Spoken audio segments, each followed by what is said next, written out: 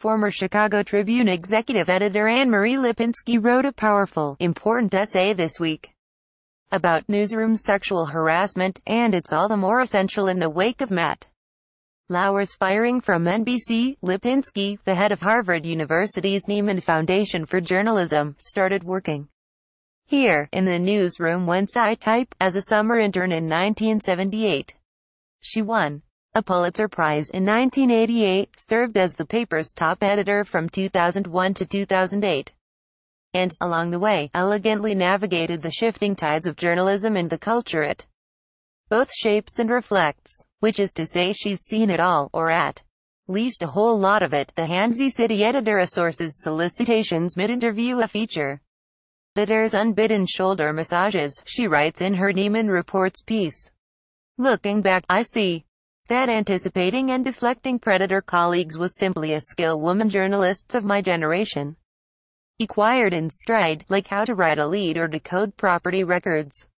Her piece opens with a story about a man from one of the city's leading cultural institutions leaning into her with a disgusting proposition on Michigan Avenue one evening when she was in her early 20s.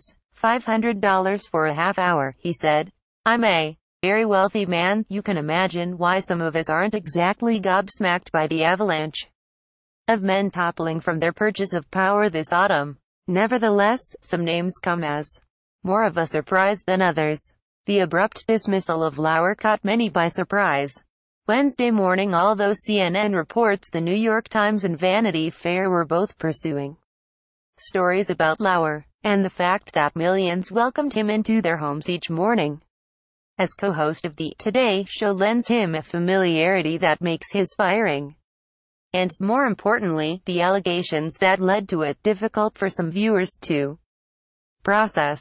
So it was with Bob Greene, the beloved Chicago Tribune columnist whose resignation Lipinski oversaw. In 2002, a colleague handed Lipinski an anonymous email from a woman accusing Greene sexual misconduct more than 10 years prior, as a teenager. Lipinski recounts, she had come to the paper to interview Greene for a high school journalism project, a meeting about which he wrote a column. He would later invite her to dinner, and then to a hotel. When she contacted him some years after to talk about those encounters, the Tribune's most prominent columnist reported her to the FBI. We never publicly identified the woman, and I feel bound still to the confidentiality of my conversation with her, she continues. But, as was widely reported, I accepted Greene's resignation following an investigation, then wrote a note to readers that ran on the Tribune's front page. His behavior was a serious violation of Tribune ethics and standards for its journalists, it said in part.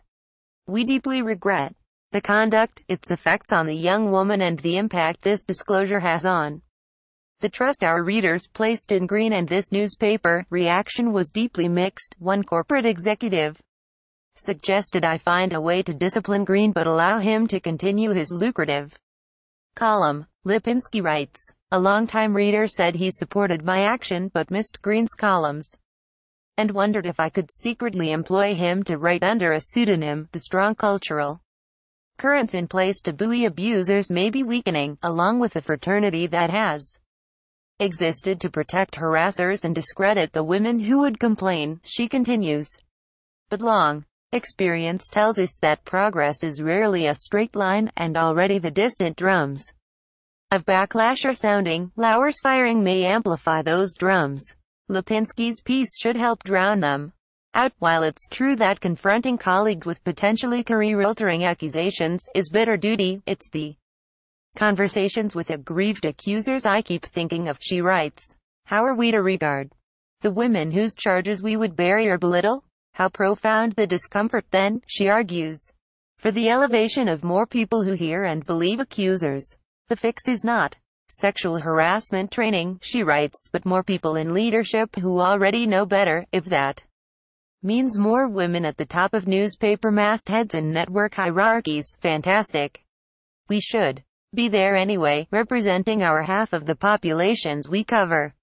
Lauer's and Charlie Rose's and NPR's Michael Oreskes' oustings, however, remind us that listening to accusers then confronting the Accused is not a gender-specific responsibility. We can all do it. It's difficult to reconcile abhorrent behavior with a personality we think we know and like. But the abhorrent behavior, not our own discomfort, is the thing we need to focus on and eliminate. Papering over it won't speed that along. Only the bitter duty of confronting harassment and assault in the workplace can lead to its long overdue demise. I'm grateful Lipinski pioneered a path that others are now able and willing to follow. Stevens at ChicagoTribune.com. Twitter at HeidiStevens13. Related: why do women get all attractive if they don't want to be harassed? Glad you asked. What's behind that Al Franken photo? Diana Nyad's essay on high school swim coaches' sexual assaults is a gut-wrenching wake-up call.